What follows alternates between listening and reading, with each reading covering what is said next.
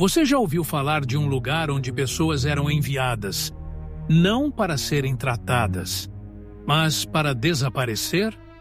Um lugar onde a medicina deixou de ser cuidado e passou a ser instrumento de exclusão.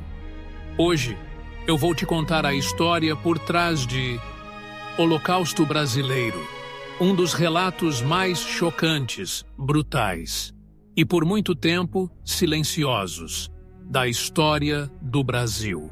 Essa história não aconteceu em um campo de guerra. Não foi durante uma ditadura estrangeira. Não foi escondida em outro continente. Ela aconteceu aqui, no Brasil, mais precisamente em Barbacena, uma cidade tranquila de Minas Gerais, que durante décadas abrigou um dos maiores horrores já registrados no país. Tudo começa em 1903, com a fundação do Hospital Colônia. No papel, era uma instituição psiquiátrica. Um lugar criado para tratar pessoas com transtornos mentais. Um símbolo de avanço médico para a época. Mas, na prática, o Colônia rapidamente se transformou em algo muito diferente. Ele virou um depósito humano, um lugar para onde eram enviadas pessoas que a sociedade não queria ver. E é aqui que a história começa a se tornar ainda mais perturbadora, porque a maioria das pessoas internadas não tinha qualquer diagnóstico de doença mental. Estima-se que cerca de 70% dos internos eram completamente lúcidos. E então surge a pergunta inevitável: se não eram doentes, por que estavam ali? A resposta é simples e ao mesmo tempo devastadora. Porque eram indesejados. Entre os internados havia pessoas pobres, mulheres consideradas rebeldes ou inconvenientes, jovens que perderam a virgindade antes do casamento, homens e mulheres homossexuais, alcoólatras, órfãos, vítimas de abuso e até pessoas que simplesmente incomodavam suas famílias. Em muitos casos, bastava um atestado, ou até mesmo a vontade de alguém com poder, para que uma pessoa fosse enviada para o Colônia, sem julgamento, sem defesa, sem volta. Muitos chegavam de trem. Um trem que ficou conhecido como Trem de Doido. Mas esse nome não traduz o que realmente era. Era um trem de exclusão, uma viagem sem retorno, para um destino onde a identidade deixava de existir, assim que atravessavam os portões do hospital. Essas pessoas deixavam de ser vistas como seres humanos. Elas perdiam seus nomes, seus direitos, sua história. E o que encontravam lá dentro era um cenário digno dos piores pesadelos. Superlotação extrema.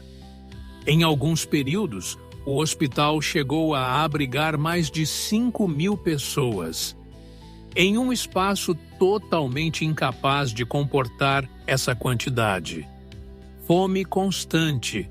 A alimentação era escassa, insuficiente e muitas vezes inexistente. Frio intenso.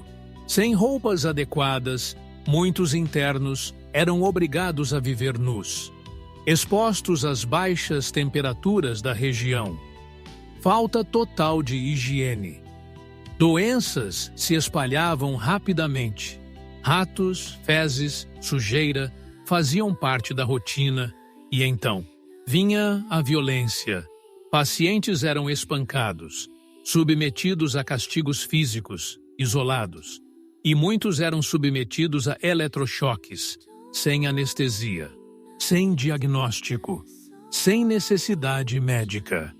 Não era tratamento, era tortura, era desumanização sistemática, era um processo de destruição, lento, silencioso e contínuo. E o mais assustador de tudo, isso não durou dias, nem meses, durou décadas. Durante grande parte do século XX, esse sistema continuou funcionando, quase sem questionamento. Entre as décadas de 1960 e 1980, mais de 60 mil pessoas morreram dentro do Colônia. 60 mil. Para você ter uma noção do que isso representa, é como se uma cidade inteira fosse apagada do mapa. Sem guerra, sem bombas, sem manchetes. Apenas abandono. Apenas silêncio. Por isso, o nome Holocausto Brasileiro não é exagero.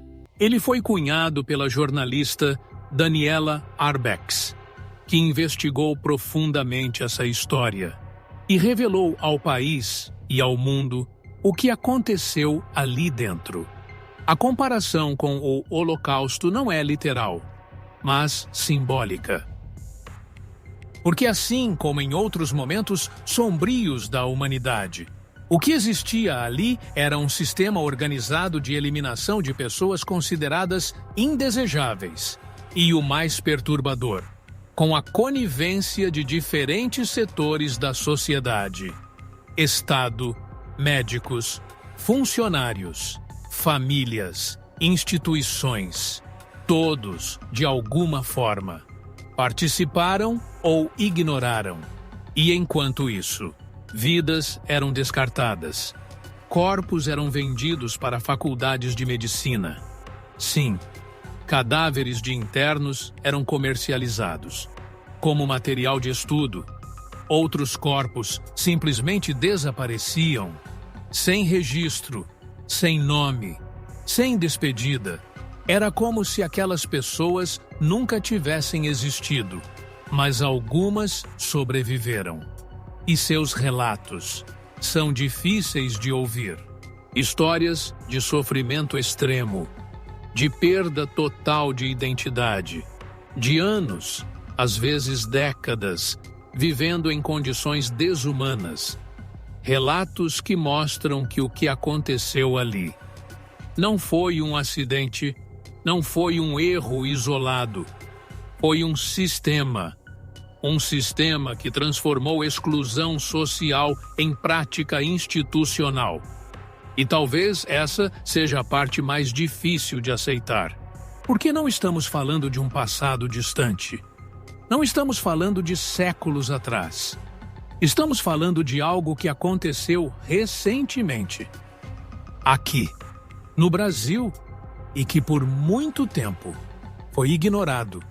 Mas a história começa a mudar quando surgem denúncias, a partir das décadas de 1970 e 1980.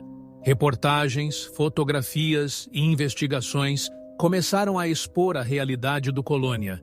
Imagens chocantes vieram à tona e, pela primeira vez, o país foi forçado a olhar, a enxergar aquilo que sempre esteve ali, mas que ninguém queria ver.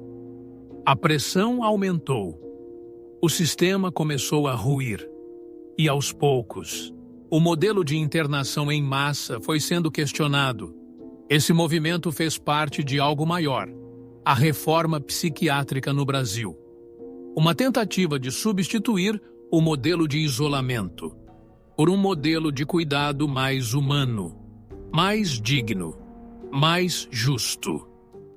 Hoje, o antigo Hospital Colônia se tornou um símbolo, um marco histórico, um lembrete permanente de até onde a humanidade pode chegar. Quando perde seus valores, quando normaliza a exclusão, quando aceita o sofrimento do outro como algo comum. Holocausto Brasileiro não é apenas um livro, não é apenas um documentário. É um alerta, um chamado para lembrar, para questionar, para não aceitar respostas simples para problemas complexos e, principalmente, para nunca permitir que algo assim aconteça novamente. Porque histórias como essa não começam com violência, Elas começam com indiferença, com o hábito de ignorar, de excluir, de rotular, e terminam com tragédias. Esquecer é o primeiro passo para repetir e lembrar. É um ato de responsabilidade.